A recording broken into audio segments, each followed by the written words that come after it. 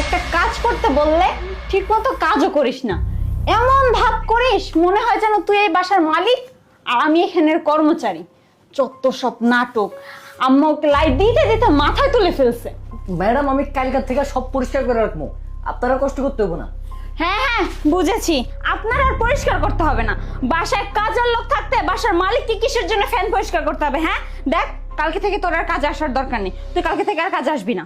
Madam এইরকম করে না ম্যাডাম, আমার চাকরিটা খায় না ম্যাডাম, আমার ভুল হয়ে গেছে গা, সামনে থেকে আর এরকম হইব না, আমি সব পরিষ্কার করে রাখবো। তুই যে সুযোগ চাচ্ছিস, তুই যদি এইভাবে কাজে ফাঁকি দিস তাহলে তুই কাজ করবি কিভাবে? হ্যাঁ, আর তোকে এইভাবে করলে তো আমি কাজে রাখবো না। যাই হোক, তুই আমাকে নামা। হ্যাঁ আসেন, হয়েছে না? হ্যাঁ হয়েছে, দেখছিস আমি বাসার মালিক হয়ে এই ফ্যান মুছছি, আমার ফেজের অবস্থা দেখ, ঘাম বের হয়ে গেছে, আর তুই কাজের লোক হয়ে সারাদিন ঢেই ঢেই করে ঘুরে বেড়া। যত সব ভাল লাগে না। ভাল লাগে না?